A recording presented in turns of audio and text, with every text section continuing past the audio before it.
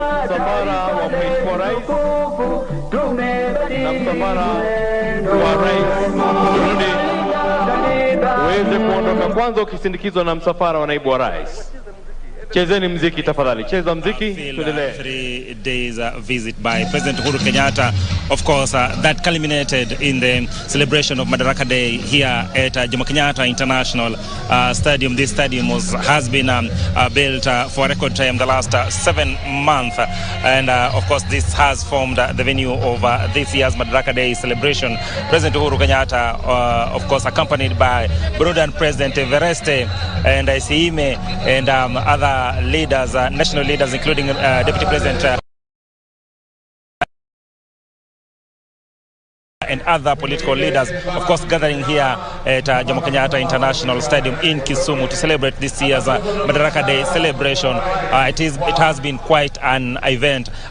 of course, that has seen a number of issues discussed away from, of course, what has been discussed for the last 2 or 3 days. Today, of course, the crux of the matter centering on BBI and the need for this country to actually move in unison towards achieving BBI. And of course, President Uhuru Kenyatta enumerating very many benefits that will come along the way when BBI is actually implemented. Remember, he did talk about the 35% that will be developed to the county units, but more importantly, pointing out that this country loses millions of shillings 100 days each hour, 100 days to election, and of course 100 days after election, and says that BBI seeks to address the tension, seeks to address the divisive politics that actually witnessed each and every electioneering period in this country, and says that while the judiciary might have been right in actually ruling the way they did, there's also need for them to actually look at what is best for the country, what is best for the citizens, saying that on many occasions the judiciary has actually made decisions that right in law, but in spirit of the law, they are way off the mark, saying that the yoke of the constitution, the yoke of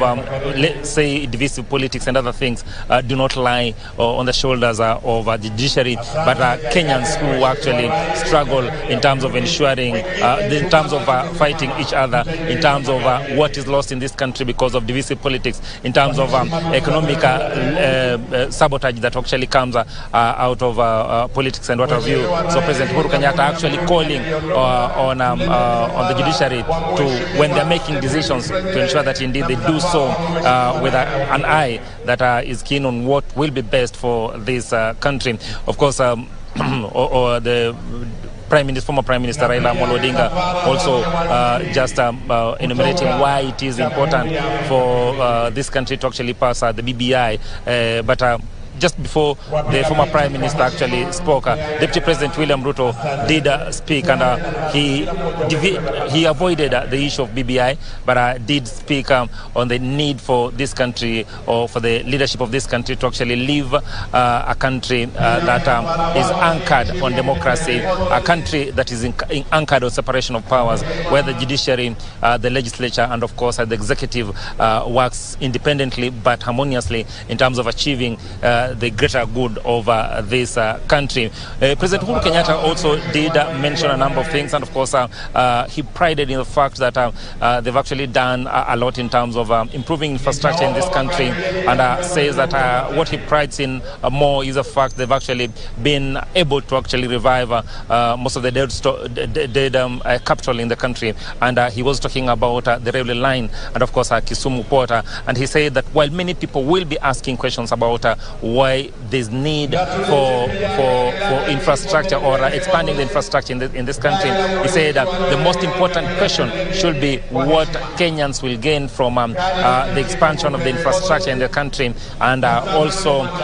the revival of the dead capital, as he called it. For instance, saying that what is going to actually be gained from the use of the port of Kisumu, just saying, for instance, the transportation of fuel from Kisumu Lamu to other ports around the lake will be slashed by